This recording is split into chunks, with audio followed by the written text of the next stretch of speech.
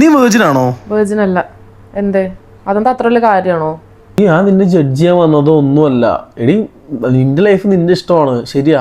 പക്ഷെ വേർജിനിറ്റി എനിക്കൊരു വലിയ കാര്യം തന്നെയാണ്. സീരിയസ്ലി എടാ, ശരിക്കും നീ ജനറേഷനിൽ ഉള്ളത് തന്നെയാണോ? നിനക്ക് പറയാൻ പറ്റും നമ്മുടെ ചുറ്റോടുള്ള ആൾക്കാർ വേർജിൻ ആണോ അല്ലയോ എന്നുള്ളത്. എടാ നീയൊക്കെ കുറച്ചൊന്ന് പ്രാക്ടിക്കൽ ആയിട്ട് തിങ്ക് ചെയ്യ്. എടി നീ തേങ്ങി പറയണോ? നീ നിനക്ക് നോർമലൈസ് ചെയ്യാണോ? എടി നമുക്ക് ചുറ്റും ആൾക്കാർ വേർജിൻ ആണോ അല്ലയോ എന്നുള്ളത് എനിക്ക് അന്വേഷിക്കേണ്ട ആവശ്യമില്ല.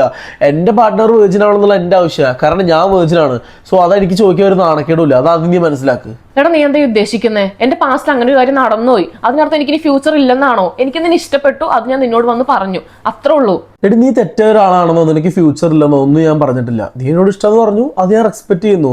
എനിക്ക് നിന്നെ അക്സെപ്റ്റ് ചെയ്യാൻ പറ്റില്ല. നിന്നെ പോലത്തെ ഒരാളെ നിനക്ക് ഫ്യൂച്ചർ നിനക്ക് കിട്ടും.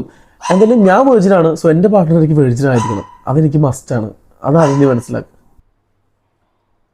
ഇതിന്റെ പേരിൽ നീ എന്നെ തന്തായിന്നോ പഴയ ജനറേഷനിലാണെന്നോ എന്തുവേണമെങ്കിലും വിളിച്ചോ, എനിക്ക് ഇതൊന്നും നോർമലൈസ് ചെയ്യാൻ പറ്റില്ല. അത് ഈ ജനറേഷൻ ആണെങ്കിലും ഏത് ജനറേഷനിലാണെങ്കിലും എനിക്ക് പറ്റില്ല. സോറി, അത് എൻ്റെ ക്യാരക്ടർ അങ്ങനെയാണ്.